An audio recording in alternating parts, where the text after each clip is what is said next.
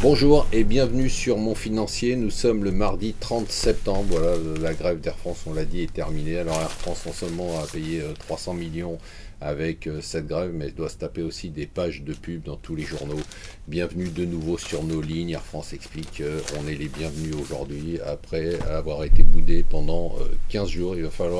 On va avoir du mal à reconnecter avec les pilotes quand on va les croiser dans les couloirs ou dans les avions.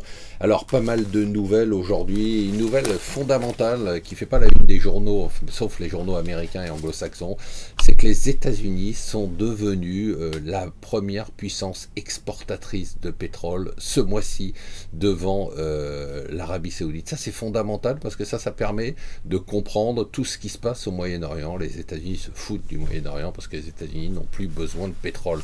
L'autre nouvelle du jour, macroéconomique, qui est fondamentale, c'est bien évidemment ce qui se passe à Hong Kong. On n'avait pas vu de telle violence depuis 50 ans, c'est-à-dire depuis la révolution culturelle ou à peu près. Et on sent que c'est le dernier souffle des réformateurs à Hong Kong qui vont devoir laisser tomber leur liberté parce que maintenant ils sont sous le contrôle de la Chine. Aujourd'hui on s'en fout, c'est la présidence du Sénat. Alors le Sénat on s'en fout, la présidence encore plus, sauf que si Trierweiler étrangle Hollande, le président du Sénat sera le président de la République par intérim. Bien évidemment, beaucoup d'articles sur, notamment dans le Wall Street Journal, sur les pays émergents.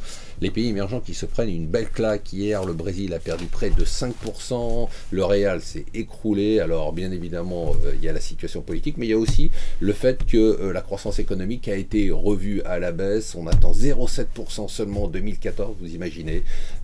C'est presque le taux de la France. Et donc, ce qu'on peut dire, ce qui est intéressant aussi, j'en ai fait mon édito, c'est que les BRICS volent en éclats. Il n'y a plus rien de commun entre le Brésil, qui est en chute libre, la Russie, qui est au tréfonds, l'Inde, qui a fait plus 25% sur l'année, la Chine, qui ne sait pas où elle va.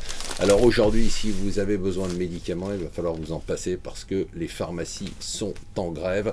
Et d'autre part, le gouvernement a annoncé des coupes dans la politique familiale. Alors voilà, si vous avez un enfant, mesdames, vous ne pourrez avoir que 18 mois de congé parental, c'est quand même pas mal. Voilà, restez avec nous sur Mon Financier.